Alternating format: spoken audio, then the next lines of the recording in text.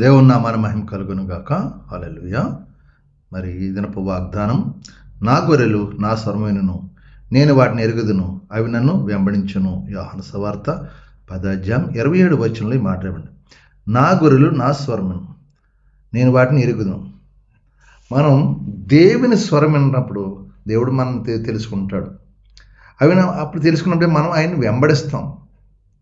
ఆయన స్వరము విన్నప్పుడు మనం వాడిని వెంబడించామనుకో, దేవుడు మన ఎరుగుదుడు, మన ఎరిగి మనకు అవసరతలు తీరుస్తాడు, మన సమస్యలు విడిపిస్తాడు. అందుకే అంటున్నాడు, ఆయన స్వరం, ఆయన మాట వినాలి. ఆయన వాక్యానుసారం జీవితం మనం జీవించినప్పుడు ఏమంటున్నాడండి, వాళ్ళని నాకు తెలుసు, వాళ్ళకి ఏది అవసరం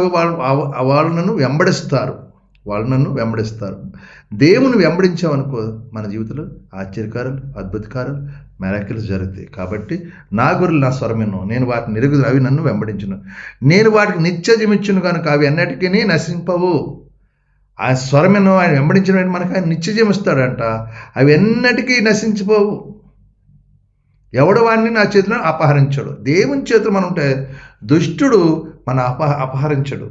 సైతాన్ని మనకి ఎటువంటి కీడు చేయడు. ఎందుకంటే ఆయన చేతులు ఉన్నాం.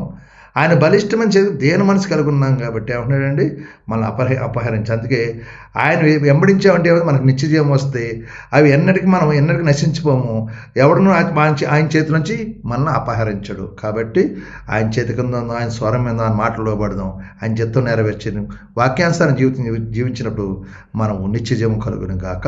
ఆమేన్. ఈ వాగ్దానం ప్రార్థించండి. దేవుడు మిమ్మల్ని కుటుంబాన్ని దీవించును గాక. ఆమేన్. ఈ సమయంలో ప్రార్థిస్తాను. మీరు కూడా నాతో ఏకీపించే ప్రార్థన. సర్వాధికారియు మహాగండు పరిశుద్ధుడా కృపగల తండ్రి, నీకు వందనాలు.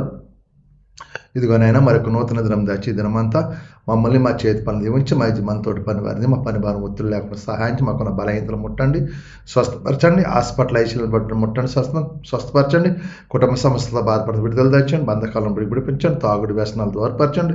ఏదైనా పుట్టినరోజు పెళ్లి రోజు జరుపుకుని బిడ్డలను దీవించండి, ఆశ్రయించండి. ఎవరైనా నూతనంగా పనులు బిడ్డలు స్థిరపరిచి కృప చూపించి దీవించమని, మిమ్మల్ని మీరు మహింపరచుకోమని, మీకే మహిమ ఘనత ప్రభావం పొందుకొని యేసు పరిశుద్ధం అడుగుతున్నాను తండ్రి. ఆమేన్. అందరికీ వందనాలు. దేవుడు మిమ్మల్ని కుటుంబాన్ని దీవించును గాక. ఆమేన్. వందనాలు అమ్మ, వందనాలు. ఆమేన్. ప్రభువు నామంలో ఈ వీడియో వీక్షించిన ప్రతి ఒక్కరికి జీసస్ స్వస్థత ప్రార్థనా మందిరం వారి ప్రత్యేక వందనాలు తెలియజేసుకుంటున్నాము. మరి ఇంకెన్నో సందేశాలు, వీడియోలు, సంఘ కార్యక్రమాలు మీకు అందుబాటులోకి రావడానికి పక్కనే ఉన్న సబ్స్క్రైబ్ బటన్ని ప్రెస్ చేసి బెల్ ఐకాన్ని కూడా ప్రెస్ చేయాల్సిందిగా కోరుకుంటున్నామండి.